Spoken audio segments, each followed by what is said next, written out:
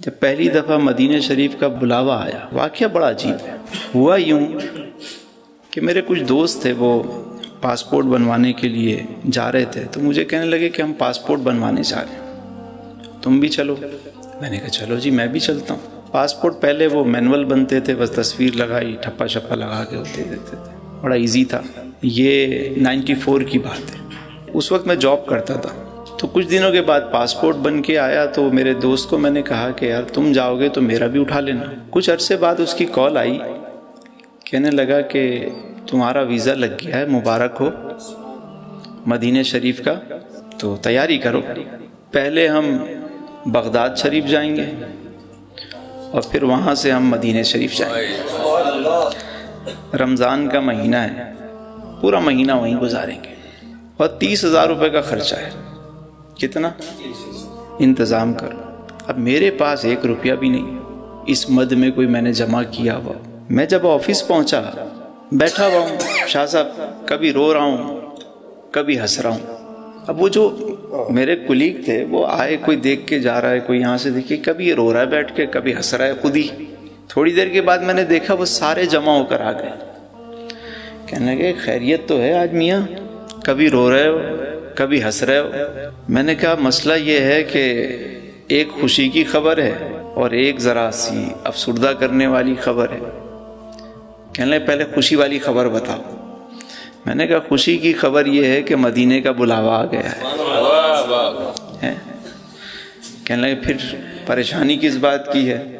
میں نے کہا پریشانی یہ ہے کہ جانے کا اسباب نہیں ہے، بس۔ میں نے کہا، کہنے لگے کہ بلاوا آیا ہے تو انتظام بھی وہی کریں گے۔ میں نے کہا پھر بھی انہوں نے مجھے ایک ڈیڈ لائن دی ہے کہ اس تاریخ تک پیسے پہنچاؤ، میرے پاس تو پیسے ہی نہیں ہیں۔ خیر وہ چلے گئے۔ تھوڑی دیر کے بعد میں نے دیکھا پھر وہ سارے آ گئے، کہنے لگے کہ تسلیم بھائی ہم لوگوں نے ایک کمیٹی ڈالی ہے 1000 روپے کی ماہانہ پہ، تو ہم تو سوچ رہے تھے پہلی کمیٹی ہم میں سے کوئی لے گا، لیکن ہم نے فیصلہ کیا کہ پہلی کمیٹی 20,000 روپے کی آپ کو دیتے ہیں۔ نہیں ہزار سفر پاس کہاں کا منصب کہاں کی دولت، قسم خدا کی یہ ہے حقیقت، جنہیں بلایا ہے مصطفیٰ نے وہی مدینے کو جا رہے ہیں۔ اب 20,000 روپے ہو گئے، میں نے 20,000 انہوں نے 2-3 دن میں مجھے دیے، میں خوشی خوشی لے جا کے میرے کارواں کو میں نے پیش کیے۔ میں نے کہا سائیں یہ 20,000، کہتا ہے باقی 10,000۔ میں نے کہا وہ تو نہیں ہے، کہنے وہ بھی انتظام ہوگا، بس جیسے ہو جائے مجھے پہنچا دینا۔ چلو کچھ آسرا تو ہوا جانے کا۔ اب دل مطمئن ہو گیا، اب تیاری شروع کیا کرنی، خوشی میں نیند نہ آئے، مطلب بس رات کو بھی وہی سپنے وہی چیزیں کہ بس جا رہے ہیں۔ جس دن روانگی تھی تو وہاں میرے دوست یار آئے، سارے جمع ہو گئے، سب کو پتہ چل گیا بھائی۔ ان دنوں تو مطلب مدینہ شریف یا حج پہ جانا مطلب اس طرح تو قافلے نہیں بنتے تھے کہ جیسے اب ماشاءاللہ ہر کم لوگ جاتے تھے۔ تو وہ ہوا یوں، جب میں جانے لگا، چونکہ پہلے بغداد شریف جانا تھا تو ہم نے کپڑے پہنے ہوئے تھے، احرام پہنا ہوا نہیں تھا، تو میرے ایک دوست نے میری جیب میں کچھ ڈال دیا۔ میں نے کہا کیا ہے؟ کہنے کچھ نہیں بس خیر ہے۔ میں نے کہا ٹھیک ہے۔ ایئرپورٹ پہنچے تو میرے ایک بھائی صاحب ہیں، انہوں نے میری دوسری جیب میں کچھ ڈالا۔ میں نے کہا کیا ہے یہ؟ کہنا کچھ نہیں بس ٹھیک ہے۔ اب میں جب اندر گیا ایئرپورٹ کے، امیگریشن کا سارا پروسیس کمپلیٹ ہوا، میں جا کے بیٹھا، تو میں نے جا کے جب سارے کام سے فارغ ہوا، میں نے کہا جیب میں دیکھوں تو صحیح کیا ہے۔ ادھر ہاتھ ڈالا تو یہاں سے 5,000 روپے نکلے، اور ادھر ہاتھ ڈالا تو یہاں سے 5,000 روپے نکلے۔ 20 پہلے مل چکے تھے، 5 اور 5 30 پورے میں نے اٹھائے، خوشی خوشی۔ میرے کارواں بھی اندر تھا، میں نے کہا یہ لیجئے جی، ہو گئے۔ کہنے لگے میں نے کہا تھا نا ہو جائیں گے، تم خامخواہ پریشان ہو رہے تھے۔ اب ہم چل پڑے، 10 دن ہم بغداد شریف میں رہے، اور پھر اس کے بعد مکہ المکرمہ، پھر مدینہ المنورہ میں پہنچے۔ ماشاءاللہ بڑا رمضان کا مہینہ، سحری افطار شب و روز گزر رہے ہیں، پہلی حاضری تھی بس۔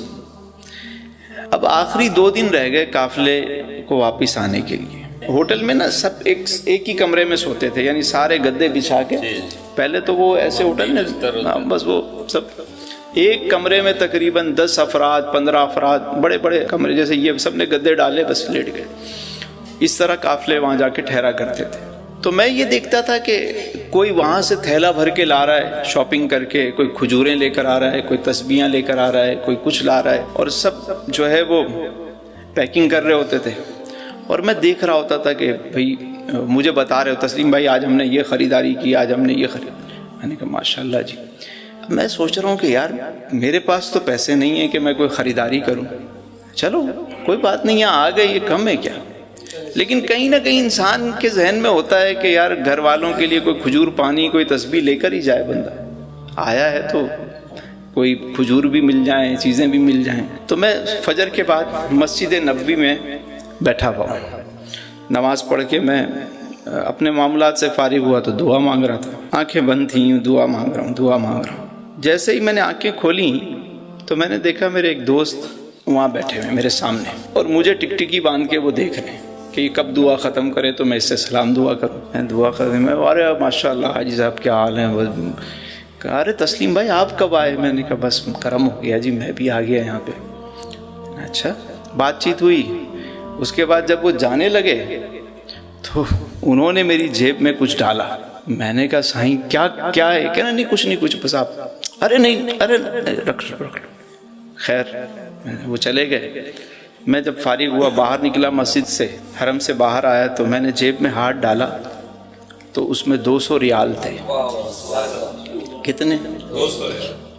میں نے گنبد کی طرف دیکھا اور میں نے کہا واہ بات سونا، منگتے خالی ہاتھ نہ لوٹے، کتنی ملی خیرات نہ پوچھو، ان کا کرم پھر ان کا کرم ہے، ان کے کرم کی بات نہ پوچھو، بن مانگے دیا اور اتنا دیا۔ جا کے خریداری کی، تسبیح بھی خریدی تو کھجور بھی لی تو ساری چیزیں، میں بھی تھیلا بھر کے اپنے کمرے میں لے آیا کہ بھائی شاپنگ ہو گئی ہماری بھی۔ اب اس سے آگے کی بات سنیں، شاپنگ بھی ہو گئی، بغداد شریف بھی، مدینہ شریف کا سفر بھی ہو گیا، سب چیزیں ہو گئی، اور مدینہ کی جدائی اپنی جگہ کے قافلہ جو ہے، جب ہم واپس ایئرپورٹ میں آ گئے، سارے معاملات سے فری ہو گئے، تو میر کارواں نے کہا کہ بھائی سارا حساب کتاب کرنے کے بعد فی کس پر پرسن 2700 روپے جو ہے وہ بچے ہیں، تو جو لینا چاہتا ہے وہ لے لے، اور جو نہیں لینا چاہتا تو کسی بھی کار خیر میں ہم اس کو استعمال کر لیں گے۔ میں نے کہا بھائی مجھ سے زیادہ مستحق کون ہوگا، میرے پیسے مجھے دے دو۔ انہوں نے 2700 روپے مجھے دیے۔ آپ یقین کریں کہ جب میں چلا تھا میرے پاس بلاوا آیا تو 1 روپیہ نہیں تھا۔ میں جب مدینہ شریف سے واپس آیا تو میری جیب میں پیسے بھی تھے، خریداری بھی کی، سارا سفر بھی، اور اس کے بعد وہ دن ہے اور آج کا دن ہے، وہ دن ہے اور آج کا دن ہے، کبھی کسی سے مانگنے کی ضرورت نہیں پڑی،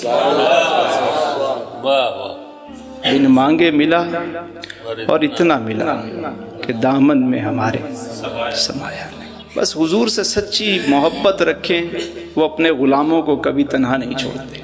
بے شک فریاد امتی جو کرے حال زار میں، ممکن نہیں کہ خیر بشر کو خبر نہ ہو، واللہ وہ سن لیں گے، فریاد کو پہنچیں گے، اتنا بھی تو ہو کوئی جو آہ کرے دل سے۔